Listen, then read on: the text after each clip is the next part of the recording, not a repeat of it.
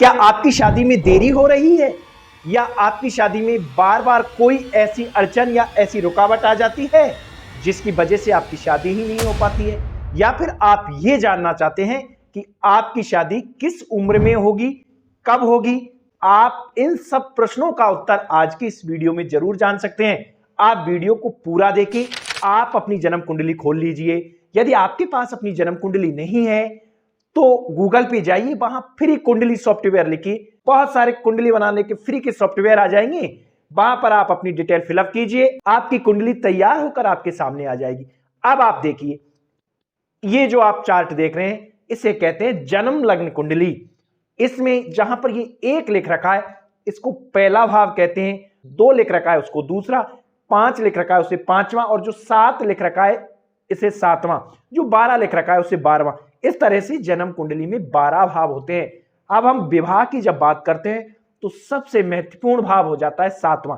ये भाव जो आप स्क्रीन पे देख पा रहे हो, ये 7वां भाव, ये विवाह के लिए अति महत्वपूर्ण भाव है। अब हम कैसे देखें कि आपका विवाह कैसा होगा। आप देखिए, ये जो 7वां भाव है इसमें कौन सा ग्रह बैठा हुआ है। यदि यहां पर शुक्र, गुरु, चंद्रमा ऐसे कुछ सौम्य ग्रह बैठे हुए हैं तो आप समझ जाइए आपका विवाह जल्दी हो जाएगा। और यदि यहां पर राहु, मंगल और शनि बैठे हुए हैं तो आपके विवाह में देरी होना निश्चित है। दूसरा, आप ये देखिए कि आपके सप्तम भाव में कौन सी संख्या लिख रखी है। जैसे यदि 8 लिख रखा है तो आप समझ जाइए सप्तम भाव के स्वामी मंगल है। ऐसे ही आप ये चार्ट देख पा रहे हैं कि कौन सी संख्या लिख रखी है तो उसका स्वामी कौन सा ग्रह है। जैसे 1 के मंगल, 2 के शुक्र, 3 के बुध, 4 के चंद्रमा, 5 के सूर्य, 6 के बुध, 7 के शुक्र, 8 के मंगल, 9 के गुरु, 10 के शनि, 11 के शनि, 12 के गुरु। तो आप इस प्रकार से देखिए जो संख्या लिख रखी है उसके स्वामी कौन से हैं और वो स्वामी आपकी जन्म कुंडली में कहां पर बैठे हुए। जैसे यदि 1 लिख रखा है तो उसके स्वामी हो गए मंगल। अब यदि मंगल त्रिक भाव में जाके बैठ गए, त्रिक भाव यानी छठा, 8वां और 12वां, यानी 7वें भाव का स्वामी यदि त्रिक भाव में जाके बैठ गया तो आपके विवाह में विलंब के योग है। अब विवाह तो होगा, लेकिन विवाह होगा कब।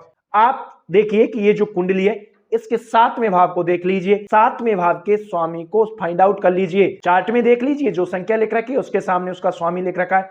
जो भी स्वामी है उसकी दशा, महादशा, अंतरदशा जब जब आएगी तब तब आपकी शादी के योग बनेंगे। विशेष तौर से यदि पुरुष की कुंडली है तो शुक्र की महादशा, अंतरदशा के साथ साथ सप्तम भाव के स्वामी जब जब अंतरदशा, प्रत्यंतर दशा में आएंगे तब आपकी शादी होने के बहुत प्रबल योग बनेंगे। और यदि किसी महिला की जन्म कुंडली है तो देवगुरु बृहस्पति के साथ जब जब सप्तम भाव के लॉर्ड की महादशा, अंतरदशा, प्रत्यंतर दशा आएगी तब तब भी आपके विवाह के योग बनेंगे।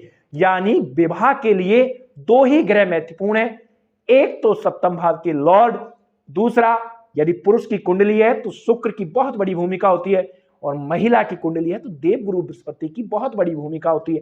आप इन ग्रहों की स्थिति देखिए, और यदि सप्तम भाव पे किन्हीं क्रूर ग्रहों की, कोई पाप ग्रहों की दृष्टि है तो आपके विवाह में देरी के योग है।